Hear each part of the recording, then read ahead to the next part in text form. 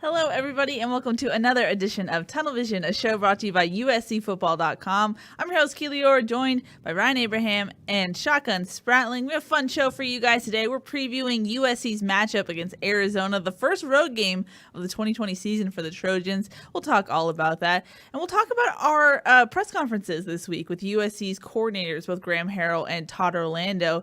Linebacker issues. It was interesting. Todd Orlando got candid about it, so we'll talk about that. And then we'll talk about USC as a whole. What did we see on Saturday? Is it just rust? Are they shaking off the pandemic rust, or is this just indicative of a Clay Helton team, what we've seen? So we'll get into that. But as always, guys, you can call us 512-4TUNNEL. Our intern, Micah, is standing by to talk to y'all. And then you can tweet at us, #TunnelVision. I believe we already have a tweet in the queue. If you are tweeting at us, just put your straight-up tweet. You don't need to tag us or anything like that. That works just fine. And then we'll be monitoring your comments. I believe we're live on all three platforms: YouTube, Periscope, and Facebook. So good stuff there. Guys, like I said, it is Arizona week for USC.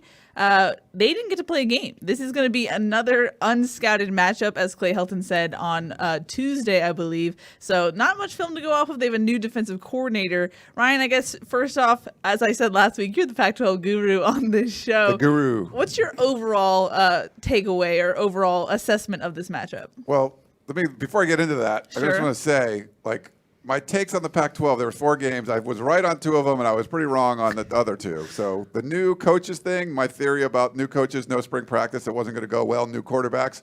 Those teams with new coaches, no spring practice, and new quarterbacks, they both won, Colorado and Washington State. That was your theory this that whole was my offseason. theory. So I was completely wrong because they look good. We'll see. Maybe UCLA is just bad and Oregon State's just bad, but you had this continuity against new, and it didn't work out so well. So we'll see how that goes. But for Arizona, wasn't expecting much this year. I think on the offensive side of the ball, you have some clarity with Grant Gunnell, because before you had this whole battle with Khalil Tate and which one is going to be the starting quarterback with Noel Mazzoni's offensive system. I think they kind of screwed that up because Khalil Tate was sort of a square peg, round hole thing, and they were trying to make him fit the offense as opposed to, hey, he's a special athlete. We're going to do something that works for him. It's a fast-paced offense. You're going to see a lot of tempo. They got a pretty good stable of running backs, not deep on the offensive line. Similar to USC, though, I think they like their starting 5 or 6 guys.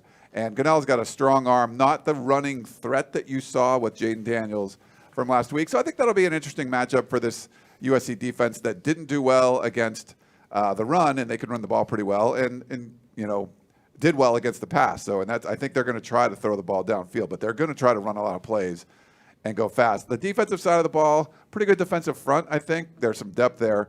At linebacker, they brought in Paul Rhodes. You mentioned a new defensive coordinator he was a defensive back coach at UCLA, and he's running he wants to do a 3-4 scheme. What does that 4 stand for? Those are linebackers. I don't know if they have 4 scholarship linebackers right now. That's the problem. They had, Colin Schooler opt out. They had a bunch of dudes opt out, and they lost some studs on the defensive side of the ball.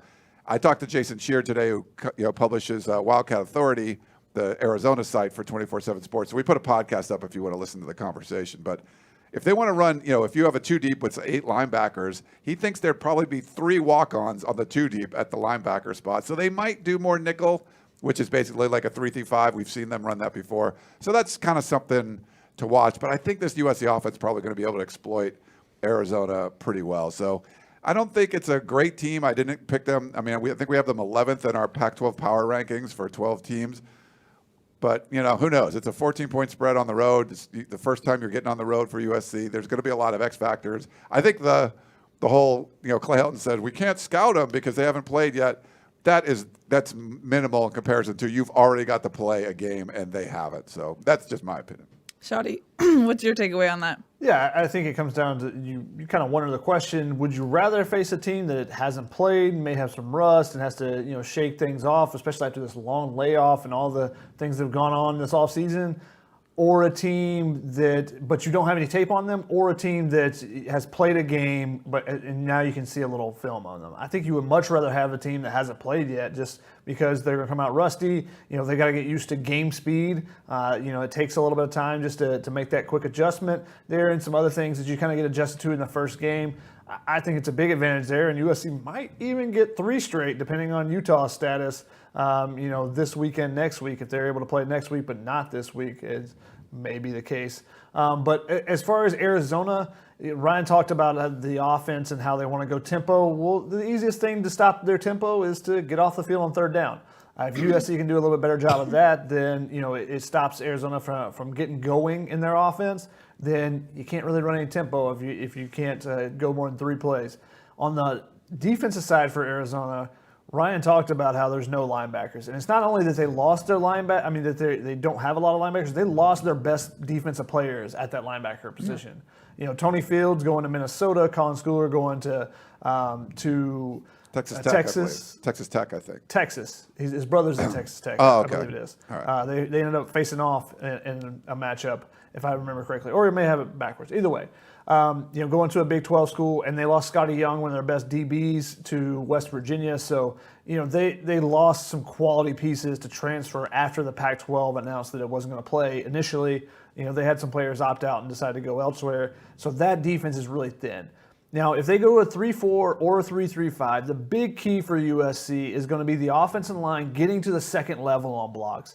They're going to be able to get good combo blocks, and they should be able to run the ball for about 3 yards a carry initially. It's going to be getting to that second level. Can you pick up the linebackers or safeties that are in the box and then create some holes to get some bigger runs down the field? I think they should be able to do that. That's going to be the key for me to watch in this game is USC, getting the run game going. And, maybe this is a game. You had the running backs Marquise Stepp and Stephen Carr both get hurt against Arizona last year. Vi had surgery right before the Arizona game last year. Keenan Christon had a big game against Arizona, but I feel like there's motivation for all these guys against Arizona to go out there and prove themselves.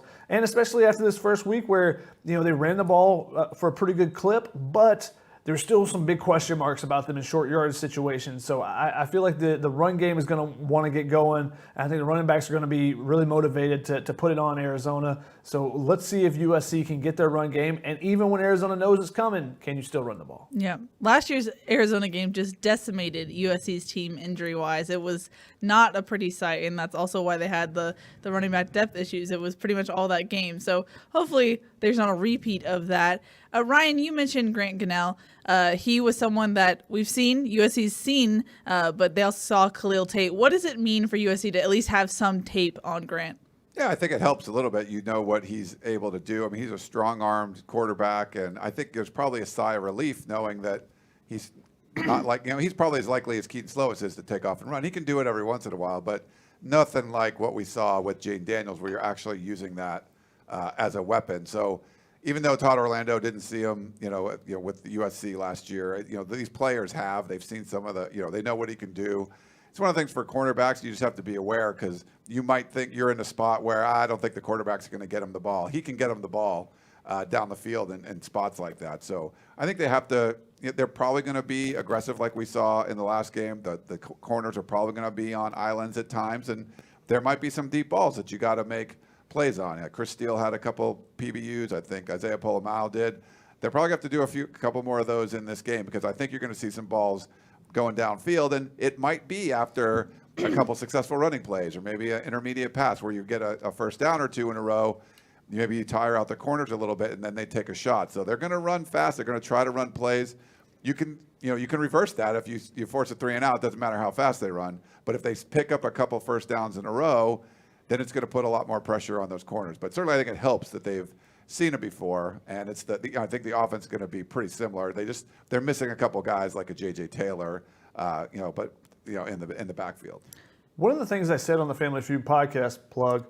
Is that, Grant Gunnell last year, USC had several sacks against Khalil Tate. When Grant Gunnell came in, they just couldn't get him on the ground. He's a big dude. So they're going to have to, really focus on, if they can get in the backfield, is to pull him down and create those sacks, to create those long yardage situations. You take away the run game, then everyone can play the pass, versus, him being able to shake someone off or just stay alive long enough to get rid of it and get an incompletion. I think that's something to keep an eye on as well with that pass rush. I think this is an opportunity for USC to get in the backfield, but they got to be able to complete those plays as well. Shotgun, you and I got to hear from Todd Orlando for the first time after seeing USC's defense.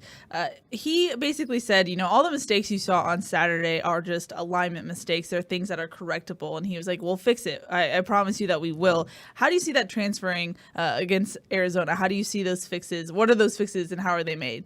I mean, you saw sometimes with the linebackers where you had the touchdown run that they had, the first one I believe it was, you had two linebackers on the same side and they were able to run right where there was no one at. So those type of things are going to get cleaned up. That's first game mistakes, and that's maybe even, because it's a new defensive system and first time out, those type of things. You expect a couple of those type of mistakes, but how do you progress from that? Do you quickly fix those things, or is it a lingering thing? That's the big question with it. The linebackers have to play better. That means hitting the right gaps as well. There were times when USC, either in pass rush situations or when their run gaps, they just weren't filling the gaps correctly or getting out of their gaps and leaving open some openings. Jaden Daniels took advantage of it a couple times on third downs. That's something you got to focus on. Grant Gunnell's not going to necessarily run it, but that's just a continual thing that you got to work on to not have those escape paths for either a running back or a quarterback. Ryan, you specifically talked preseason about just the linebacker unit because Todd Orlando is the position coach. We heard a ton of praise from Clay Helton for EA Palier-Naotote. It just didn't seem like that praise transferred to what we saw on Saturday. What are you expecting from EA going forward, and maybe just the linebacker group in general? I know Shotgun just touched on it, but your thoughts I'm curious about. Yeah, I mean, looking at the game, you're like, wow, they just weren't making plays, and you didn't feel like it. Just Shotgun put up the stats about Pro Football Focus that they really were the two worst rated defensive players on the team, and it's just like, wow, that's pretty amazing that's that just what you thought you saw in real time, and then you go back and watch again, like, yeah, they just were not in the plays a lot of the time. So I think Palier-Naotote can play at a very high level, and that some of it just seemed maybe he's a little tentative, just wasn't going in the right spots. And I think listening to Todd Orlando today, it just felt like he knows that there's things that could be fixed. And it was like you come into the game and you feel like, okay, this is what he's going to do. We taught him to do this. I know what he can do. He's going to do it. And you see the game happen, and he wasn't doing exactly what you wanted at all times. So I think they're going to work on a lot of that this week, and you're going to see an improved group of linebackers playing out there. So that's what I expect. But who knows? They're going to need them. You can't just have one position group be that ineffective. It's hard for the whole defense to be successful when there's all that space in the middle where linebackers are just getting blocked, or they can't get off the blocks, or they're run out of the plays, and you just have this opening in the middle. They really should be making a lot more plays. The one solo tackle between the two of those guys, that you just can't have something like that happen. Yeah. Now, looking at it, rewatching the broadcast a couple times, I started seeing EA. There was a time where he was getting off blocks and making some plays, and the action wasn't in his lap basically. So I think there's some positives to take away from that game if you look at it closely for EA. He's got to build on it though, and you got to build quickly. Yep. And one of the things in this defense, I thought they looked hesitant. And I think they're asking a lot of those linebackers. I mean, both of the guys, I think combined, Pro Football Focus had them with 37 combined pass rushes. So, those guys are blitzing a ton, at least in this past game plan against Arizona State. So you're asking them to do a lot, whether it be, because they're doing both. They're coming forward for the run, they're going back for the pass, and then they're also pass rushing a little bit more than any other position. So, let's see if they take that jump from week 1 to week 2. Looked a little hesitant in the first week. Now you get a little bit more comfortable. You're playing a team where you have some familiarity with them. Let's see if they take a jump this week. That's what I'll be watching. Orlando prefaced it by saying, I don't want to make excuses, but he did allude to the fact that, USC didn't have essentially a spring practice to install this defense, to really get comfortable with it. And then you have 4 weeks basically ramping up. And then you have a team who, I think the stat you said, Shotgun, was like 60% pre-snap, had pre-snap motions and stuff where you're really relying on communicating and knowing your assignment. And yes, you had a long time to virtually know your assignment, I guess. But how hard is that for a defense it's your first game and you have to know your stuff? I mean, basically what I'm asking is how critically should we assess this defense off of one game? I mean, they felt pretty confident going into it that they could install what they needed to install. Obviously, there was only one spring practice. They didn't get to do the work in the offseason that Arizona State and Arizona, too. Arizona got to do a lot of the same work because they're under the same or very similar health restrictions. So they got to do a lot of the team stuff, when they're on the field. And you can have your new defensive coordinator with 11 guys on your side, 11 guys on the opposition side, and go through what you need to do. If this is the lineup, here's what we want you to do, things like that. Here's your guy, here's your guy. USC didn't have that luxury, but I didn't feel like it was an excuse per se. But, part of it is you could teach them and you can run through things. And how much did you actually do game stuff in practice? I think they really did the first couple of weeks. Sounds like they backed off. We haven't got to watch practice, but maybe the last 2 weeks they weren't doing as much of that. And, you're kind of going through some of the fundamental stuff, but really getting out there and playing football. I think you wanted that 4 weeks, you wanted to get as many opportunities to play real football, hit, tackle if you can, whatever you need to do to simulate a game. And it sounds like there was a couple weeks that was good stuff, and then maybe the last couple weeks wasn't quite as good. So I think that's something that they had to do this past week. Again, we can't watch practice, but I think you can't use an excuse, but you can also change the way you prepare a little bit to make sure these guys are going to be game ready. I think when you look at the linebackers, and Keely talked about, you take away the 2-minute drill at the very end of the game for Arizona State and right before the half, I think it was something like 62% of the plays they had either a shift or a motion, and sometimes both. They would shift a number of guys and then send someone in motion, trying to help Jaden Daniels identify man versus zone, doing some different things there. But for a linebacker, you're reading all that. You're trying to then pass it along to your teammates. I think that may have played into their hesitation because there was so much going on pre-snap that they're trying to ingest and then figure out what it means and then pass it along to their teammates. So I think with a little bit simpler offense against Arizona, I think they'll be able to attack a little bit more, and maybe that's why they're a little bit hesitant. And Ryan, to your point about them not practicing hard, to play devil's advocate. Now, I don't think this is what happened. Because Clay Helton has shown this constant pattern of going hard for a couple weeks and then softening up for a mock game week. But USC could have looked at it this way, that, hey, we go hard those first couple weeks. We put in extra time to prepare for Arizona State. We know they're the top team in the Pac-12 South along with us. We got to be extra prepared for them, especially with an offense that we know is going to a lot of shifts, a lot of motions. We're going to put extra time in developing that, making sure that we don't have any big busts. Now, they had one, it wasn't necessarily an assignment bust, the one touchdown we talked about earlier, but then the 55-yard explosive play wasn't necessarily an assignment bust. That was just, I think they just didn't realize Rashad White is that fast. But besides that, they didn't get out of place too much. They kept everything in front of them. They didn't give up the explosive plays otherwise. So maybe then you say, okay, we'll put extra time into that. And now this week, we can go back and be a little bit tougher in practice as we prepare for the rest of our schedule, knowing that it's not the competition is not as high, and now that we don't face an offense that forces you to do so much before the snap. Yeah. Alrighty, I'm actually going to go to a live caller. I believe it is Darren. He's been waiting on the line for a while, so thank you for your patience. Hello, you are live on Tunnel Vision. Hey, guys. Thanks for having me. I just wanted to comment real quick on a stat. Colin Cowherd talks about Vegas having yards per play as their most important stat. USC gave up 6.3 yards per play in this game, which isn't great. But if you take away some of the big, I think there was a 55-yard touchdown and a 25-yard touchdown. That number is going to drop under 6 yards per play down into the 5s. And I'm just wondering what your guys' opinion on yards per play is in college football. And if USC can get that number closer to 5, that's a little bit more telling than maybe, the overall, just watching the overall game. So anyway, just wanted to get your thoughts on that. Thanks for calling, Thanks, Darren. Darren. Yeah, it's an interesting point because which team in the Pac-12 had the most yards on Saturday? USC. Which team had the fewest yards? It was Arizona State, but ASU ran a lot fewer plays than USC. So I'm not a huge stats guy getting into that kind of stuff. I like looking at yards per play. I don't know. What do you think, Shotgun? I mean, yards per play is something I actually chart for each individual player, just to kind of see, when subs come in, does the team do better or worse? So USC was actually at 6 yards per play this past game. I eliminate all spikes and all kneel downs because you're not trying to gain yards on either one of those. But so USC was at 6.0, and I think the Arizona, Pallier played almost every snap, I believe. So they were at 6.4.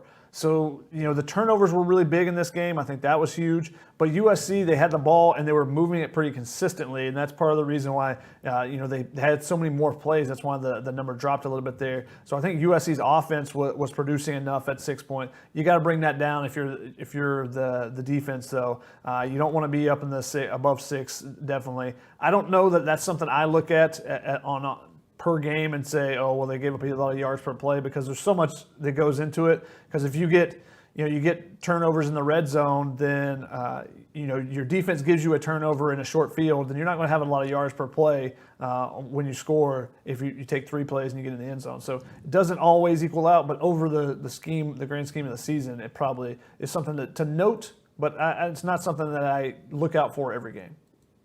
Thanks, Darren, for the call. We appreciate it. Now, as far as USC's offense goes, and based on what we know about who Arizona's fielding on defense, this seems like a pretty good bounce back game, if you will, for this offense. What are you expecting from Keaton Slovis? I know we saw his ball wasn't crisp. I think that's how we officially determined what it was on Tunnel Vision on Sunday. What are you expecting from him and maybe just this offense after they figure out some adjustments? Yeah, we tried to get the straight poop from Graham Harrell, and he was like, I'm way up near the moon. It's hard to tell. It's like, really, dude? Like, come on. So, I don't know. We talked about this on the podcast a little bit, but we wanted to see why it was a little wobbly, but he was still accurate. He threw, a 72-point-something %. There was a lot of checkdowns, and maybe that padded the stats a little bit, but he just didn't look like we thought we'd see Keaton Slovis look, after the whole offseason and everything, and going into year 2, knowing you are the established starter. But you would take the stat line most of the time. I mean, he got the 2 touchdowns late, but still, he got the 2 touchdowns in there and converting a couple of 4th down plays. That was pretty special. But I think he's going to have some opportunities to throw the ball downfield against Arizona. We'll see how that all kind of works out, but I expect him to be a little bit sharper. The offensive line is going to have a test. I think if you look at the strength of Arizona's defense, it's probably the defensive line. I think they have to step up. If we don't see Brett Nealon and you get a Justin Dietich, what that's going to be. But I think they're going to have to try to balance it out, run the ball effectively, but also take some shots down the field, and not just on those 4th down like desperation plays. Just kind of moving the ball a little bit more consistently, and obviously not turn the ball over. Yeah. I think if you look at it, it wasn't crisp. There were balls that were high. There were balls that weren't on the money. But then in crunch time, that's when he made some of his best throws and made some of his best plays overall. Drawing the defense off sides, and then knowing that you got 2 wide receivers just throwing up, giving them a chance. That's a really good play, even though it's not necessarily a great throw. One thing to take away though is he wasn't as crisp as we've seen in the past. But you take away the batted balls, you take away the drops, and you take away the throwaways, because those are pretty much out of his control. He's not trying to complete a pass on the throwaway. So he was 40 to 46, I think. So it's not like he missed a lot of throws. They weren't exactly didn't have his best placement, but he still was connecting with his receivers. And even though those 6 that there were a couple of them that were screen passes and stuff. So he was fine. He's going to get better as the season progresses. I think the offensive line will continue to get better. There were a couple of communication errors that they need to clean up. But I think it comes back to the run game. If you can get the run game, whether you have to throw to run or if you can run to throw, either way, they just got to get the run game going more consistently and actually give the run game a chance. It just seemed like they waited so long until the second half when Arizona State was dropping back and being really soft to be like, okay, now we can run it, when they could have ran the ball earlier besides just trying to do it in those short yardage situations. Yeah, and I'm not sure you're going to see Arizona drop back into like a 7 or 8 man coverages. You might. I'm not sure, but I don't think you're going to see that. So you might see a little bit more effective passing game from Slovis too. Look, for any opponent USC faces going forward, it's not that you need that drop 8 is the only way to stop USC, or is the only thing that you should do to stop USC. But you should be putting a heavy dosage of it into your game plan, because until USC proves that they will stick with the run game, it's the most effective way, because you can't guard those receivers man to man. And if you try to blitz Keaton Slovis, he was 7 of 7 in this game against the blitz. So you bring pressure, they're going to beat you. You try to go man-to-man with a couple guys over top, they'll beat you underneath. So the best defense right now is a zone coverage and force USC to make play after play and not make mistakes, and that's what Arizona State did. It wasn't that Keaton Slovis was throwing really bad, into bad windows or anything like that, which was the BYU game and the Washington game for Matt Fink last year. It was just that they were forcing USC to dink and dunk and work their way down the field, and we'll see if USC can do it for a full drive. They did it a couple times, but USC will get in their own way enough that I think it's the best game plan for a defense. So if you don't see that in a game plan, it's a bad game plan in my opinion. We have multiple questions about Brett Nealon. We will get the final injury update from Clay Helton on Thursday, or at least our final injury update. Shotgun, what are you expecting if Nealon can't go from Justin Dedich? I know Ryan and I talked about it earlier this week. He's a feisty guy. People always say he's a mean guy on the field. What are you expecting from him, and what did you see from him when he did spell Nealon?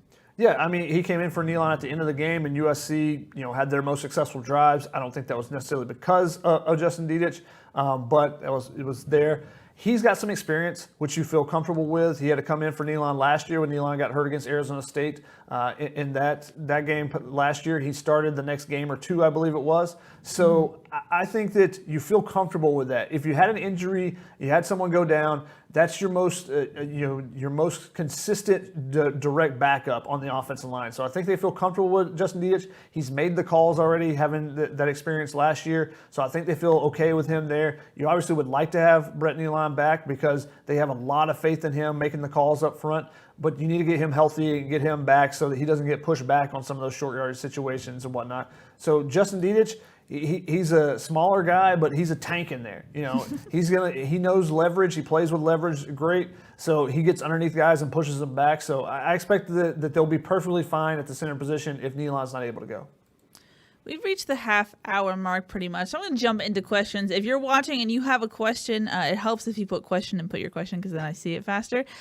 Oscar brings up a good point in his question. He says, why do Clay Helton teams always have trouble in their first road game? Isn't it more that Clay Helton teams have trouble just early in the season in general? I mean, Western Michigan, UNLV, just letting teams that shouldn't be in the same zip code hang around. Sure, but you lose. Utah, Stanford. True, but BYU. Those teams are much better than Western Michigan and UNLV, and Western Michigan was within sure, but that's not 4 the question. points. I think it just becomes much more difficult when you play a good opponent. I just think they're not good at the beginning of the season.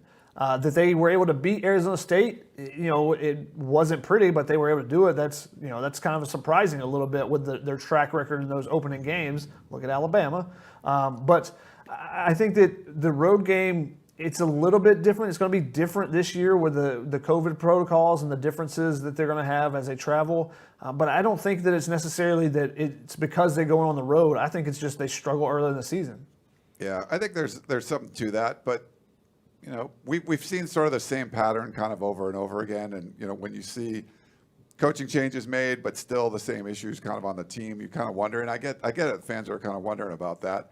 There's no time to start slow. And we said that about Arizona State. USC still started slow. Miracle come back and get the win. So it worked out. You're probably going to beat Arizona on the road, but do you want to look good, or is it going to be like a ho-hum sort of performance? And I kind of think it's going to be like USC wins, but it might be by like 7 or 10 and kind of a ho-hum performance where you're like, one of those ones where you just don't feel very good, which are pretty common that we've been around lately. But yeah, I think there's going to be some struggles just going on the road, even though there's no fans and everything. Just that kind of travel. They take a limited team. Like Clay Helton said, they're taking like 74 people. They're not bringing like student managers and stuff on the plane.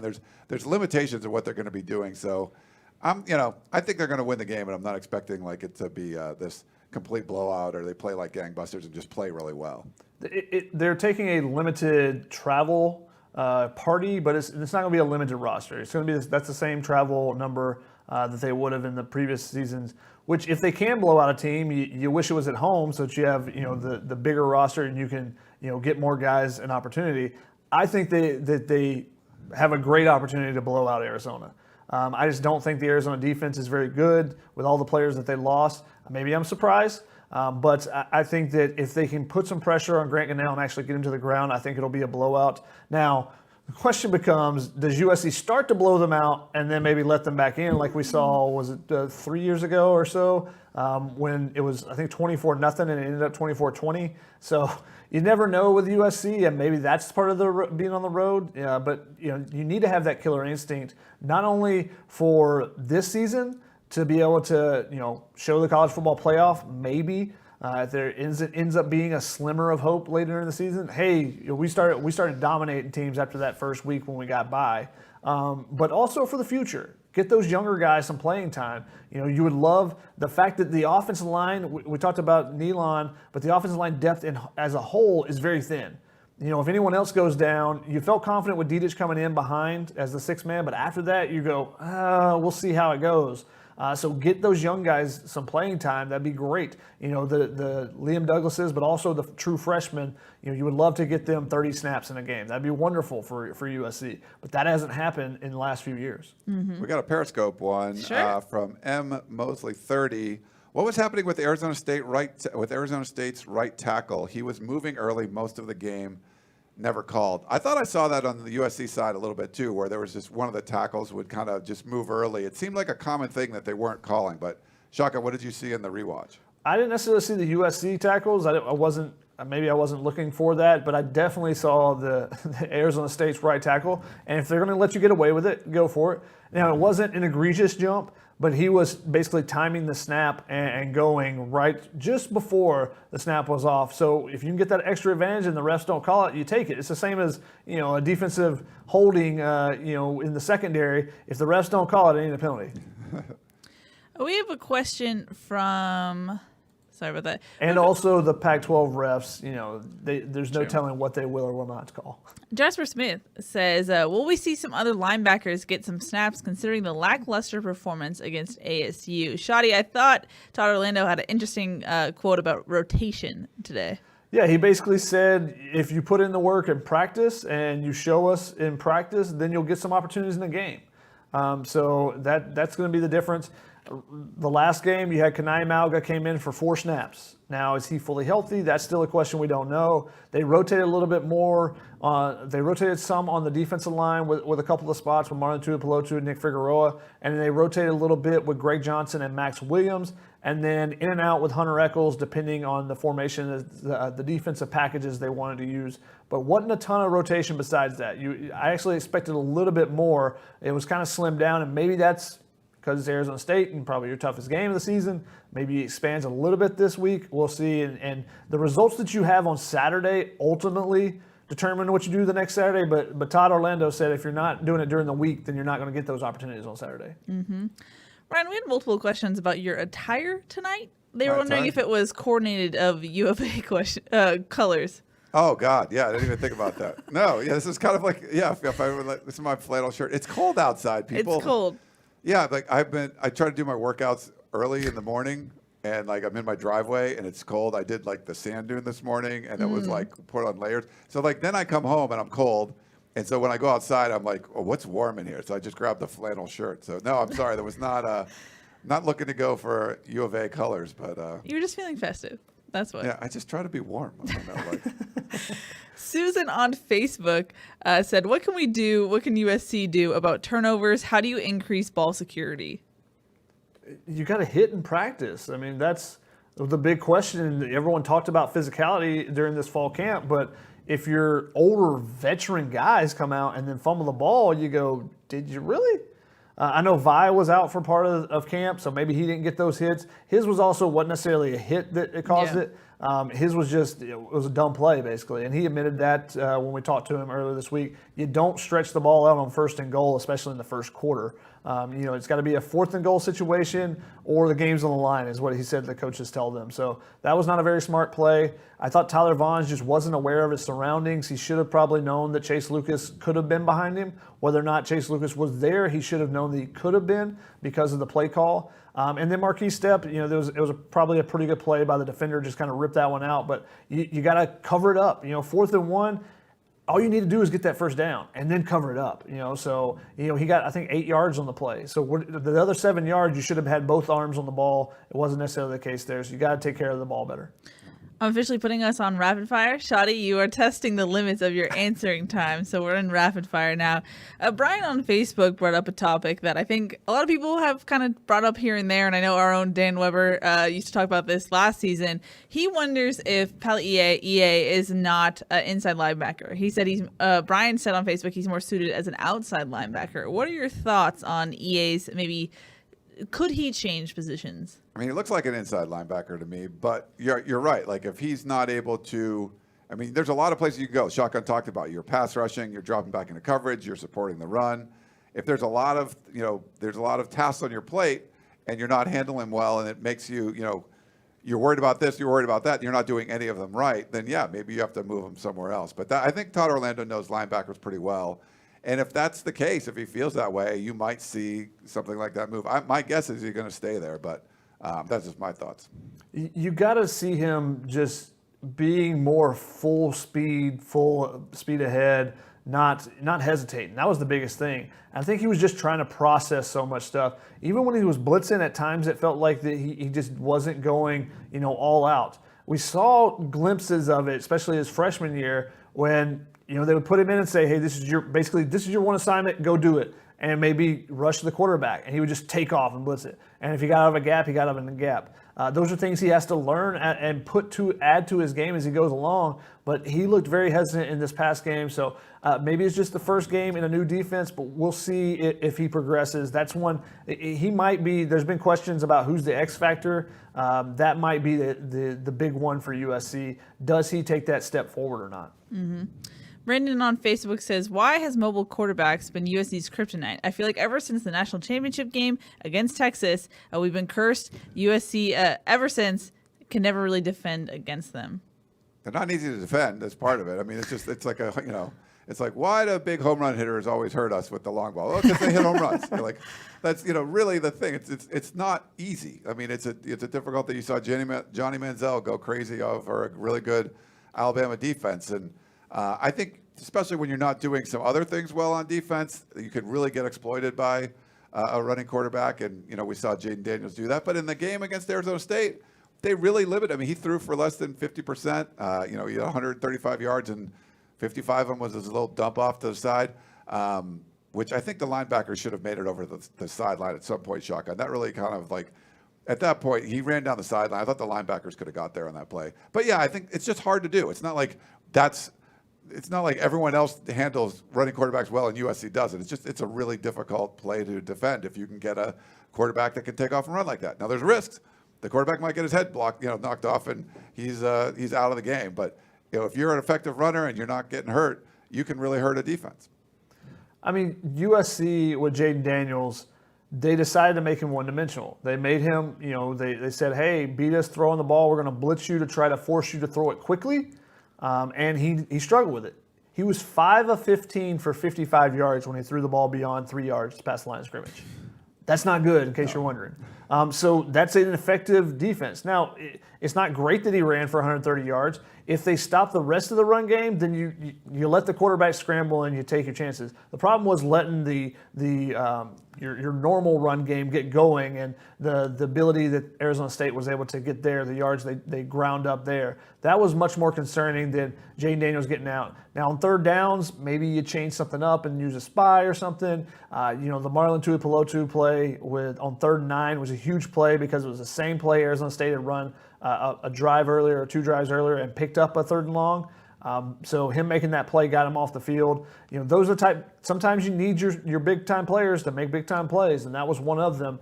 But it was something schematically, take a look and see maybe if you want to spy a little bit more in the future. They started bringing, Todd Orlando told us today, he said they started bringing 6 instead of 5, because if they have 5 blockers, you're forcing him, you're taking away that extra alley for him and forcing him to get rid of the ball quickly. We have a question from Andrew on YouTube who says, what's the main difference between last year's defense and this year's defense? I just think there's so much pressure coming. I think every single person on the field blitzed. Maybe Isaiah Polamau didn't, I'm not sure about that as far as a pass rush blitz. I know he got the reverse, so maybe that was a blitz too. Everyone else, I mean, the linebackers had a combination of 37 pass rushes. That's a ton for those two inside guys. They brought Max Williams on blitzes. They brought Greg Johnson, Talanoa. They brought corner blitzes. There was pressure coming from everywhere. And that meant sometimes dropping Nick Figueroa or Drake Jackson back in coverage. They did a lot of different things to try to confuse Jaden Daniels, which might have played into the fact that he struggled so much throwing the ball beyond 3 yards. Yeah, they did. I think they were a lot more aggressive. We saw Clancy Pendergast's defense being aggressive probably more early in his tenure than later. Like they sort of backed off some of that, I think, later on in the last couple of years. Jeff says best unit other than the wide receivers.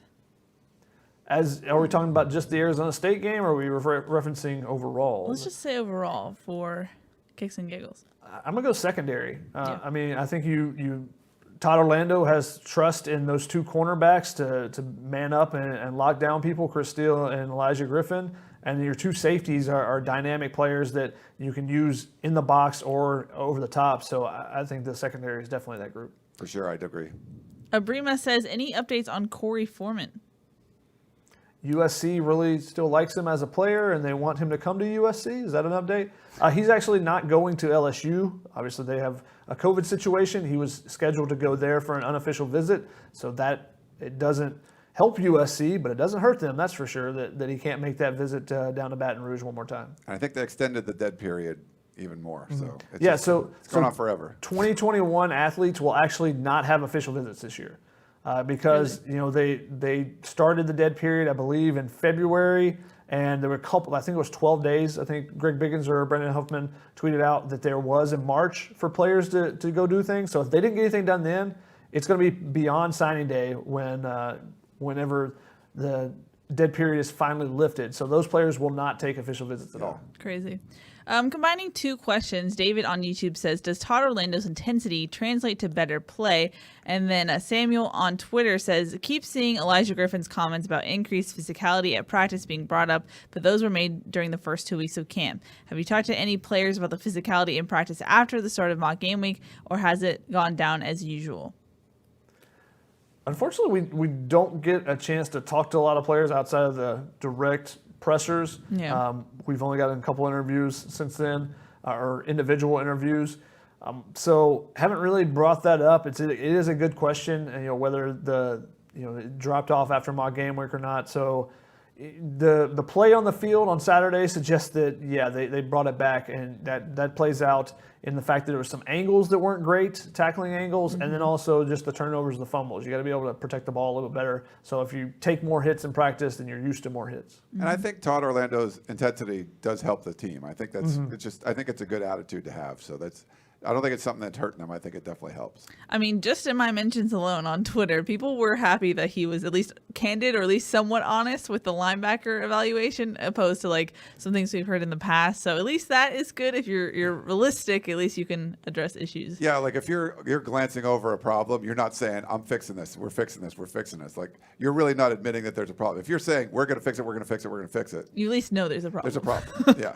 Which we haven't seen people admit there's a problem. Well, we won the Pac-12 that year, so the lines can't be that bad. It's like, so you just kind of ignore the problem. And then a season later, you're like, of course it was a problem. We're fixing it right now. And you're like, what?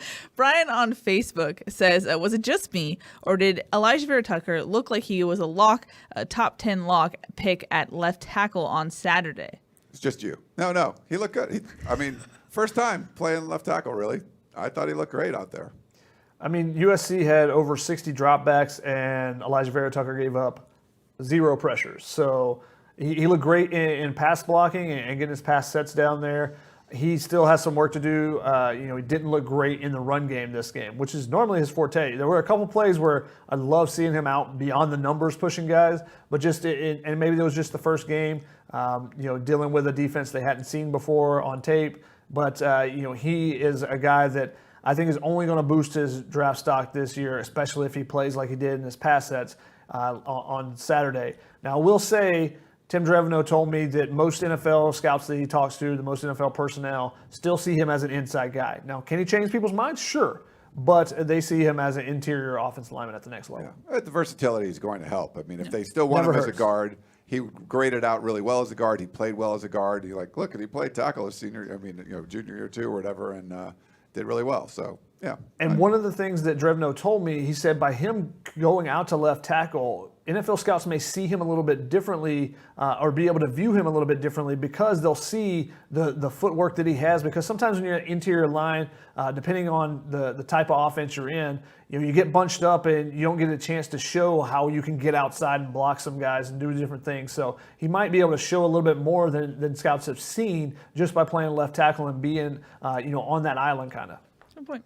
Adler on YouTube says, any reason why Keenan Christen is not taking punts or kickoffs?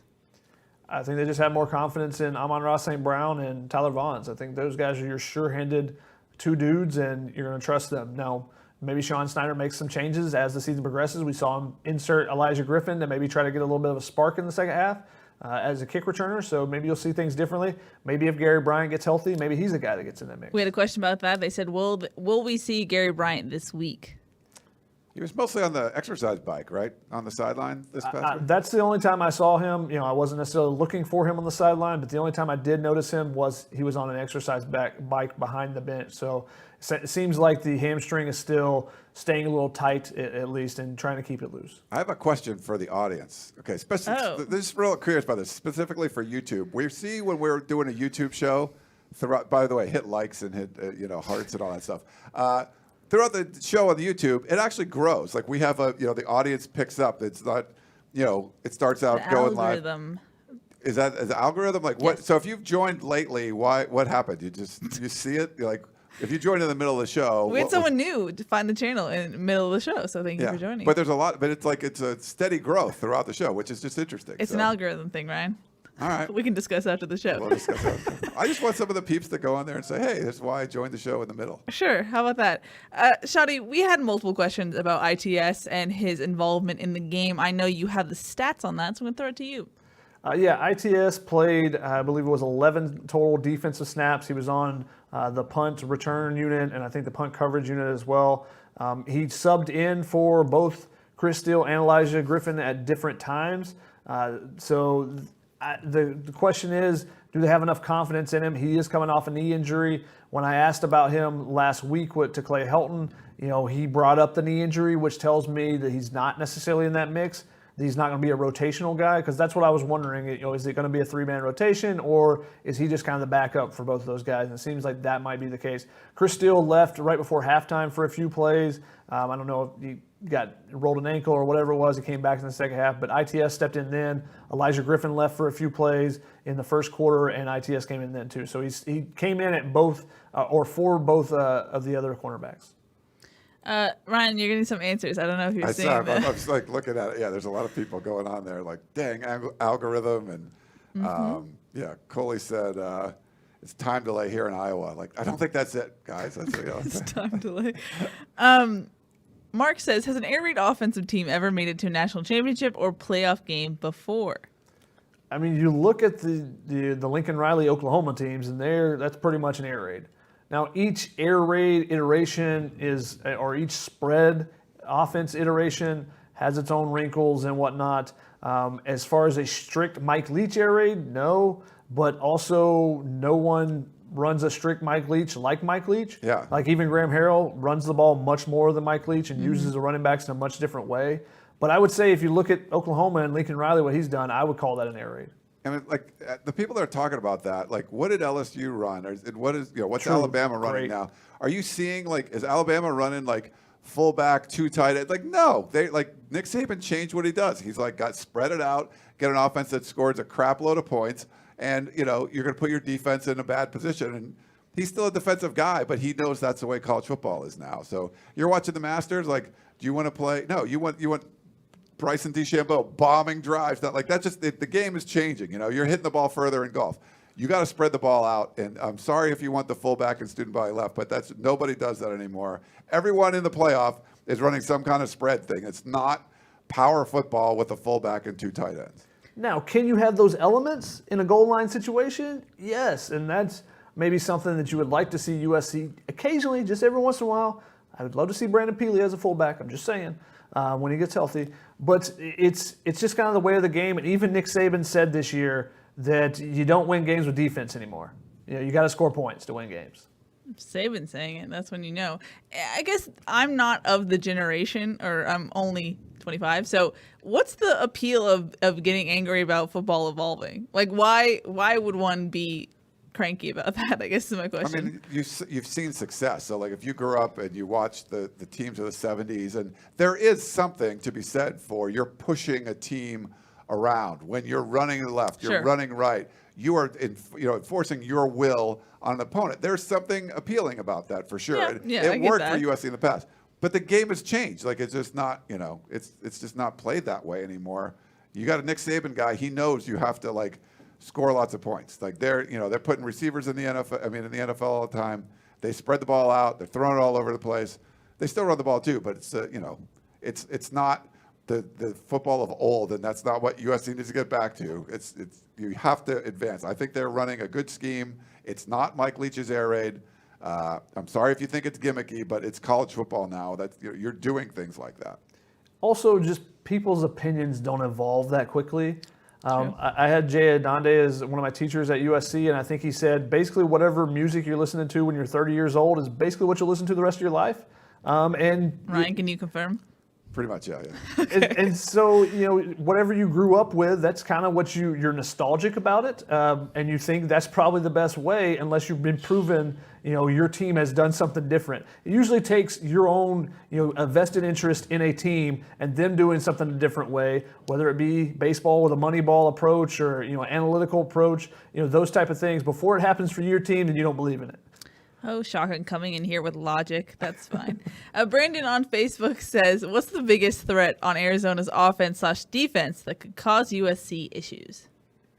I mean, I think if they're going to do well, Grant Gunnell's going to have a good game. Brightwell's a good running back, too. I think they're going to have to score some points, but also control the clock a little bit on USC. I just feel like when the Trojans get the ball, they're going to be able to score. Will they be able to force some turnovers like Arizona State did? And you get a lot of empty drives where a bunch of yards and no points. But if Arizona is able to control the ball a little bit too, keep USC on its heels, hit some big plays. I mean, I think it's got to be some kind of balanced attack from Arizona to have a chance to be able to hang with USC. USC is a more talented team, but they're going to play Arizona Road. They got some talented guys. They practice every day too. So.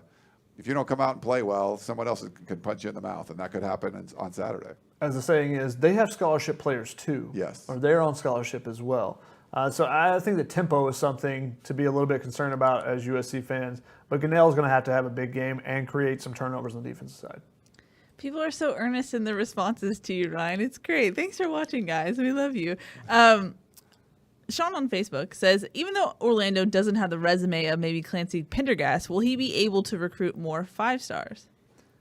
Yeah, he's a better recruiter for sure. Yeah. So I think that he's going to be, he can sell it. Where Clancy Pendergast, Clancy Pendergast was not a recruiter. He just wasn't going to be selling things like that. And I think, Orlando was a hotter name in college football as far as assistant coaches go than Clancy was too. So, Clancy was in a Super Bowl and everything, but Orlando, as far as like wanting to be hired, by other programs, Orlando was on a lot of people's lists more than Clancy Pendergast was. And I think it goes back to personality with recruiting.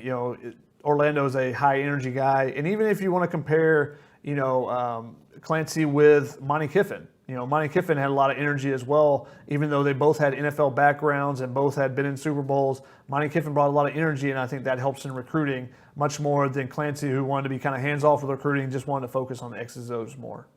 Jared on YouTube says, does any of USC's freshmen have hype? Defensive freshmen, he specifically wanted to know about. Not necessarily. Thule did play some this game. He played a couple snaps. He actually was in coverage for about half his snaps, which I thought was interesting when they put him in at defensive end. Kobe Pepe, I think, is going to be good down the line, but not necessarily. I don't think any of those guys are going to be impact players this year. Andrew says, why has Kevin Sumlin underperformed so far? It's a good question. Mm-hmm. I said even before the show when I came in the studio that I'm surprised that between Rich Rodriguez and Kevin Sumlin, Arizona's not further along than where they are. I thought they would at least be, Arizona, where Arizona State is now, or even where Utah is, where they could give USC a run. Maybe not every single year, but that they would be a consistent team that you would worry about if you're USC. But it just hasn't happened there, even with a guy like Khalil Tate, who was magic with the ball in his hands. Rich Rod, if he got to stick around longer, I think they could have made some advancements, and he had his issues. Sometimes he's just not the right fit, and Sumlin and Arizona so far hasn't really been the right fit. They had a all-world quarterback, and they kind of ruined him. You got to make the most of your opportunities, and I think they had a couple years of opportunities there with Khalil Tate, and they screwed it up. Shotgun Ulau has a question specifically for you. He says, which group would you say has taken the biggest jump from last year's DBs? From last year, question. He thinks it's DBs. Sorry. I would actually go with the defensive line. I expected a lot of the DBs, and you got guys with experience with Pulamau and Hufunga, and you expected some big things from them. But the defensive line, I think Marlon Tuipulotu is really taking his game to the next level. Now, it was just one game. We'll see how he progresses the rest of the season. I was really impressed with Nick Figueroa, too. I thought he had a really good game. And Drake Jackson, he's just a special player, and you saw what he can do on that final play. Just dips his shoulder underneath the tackle and hits Jaden Daniels, forcing that throw to come out way sooner than ASU would have hoped for.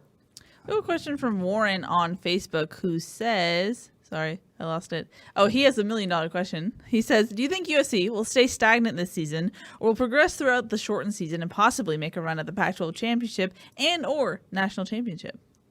I told Mason and Island today I think they were going to go 6-0. So Mason is that why he tweeted about that? Yeah. I was like, where did that come from? Yeah, I was on the show today, and he tweeted that it's like Inside Troy thinks that I think it's pretty likely. I think this was the toughest game.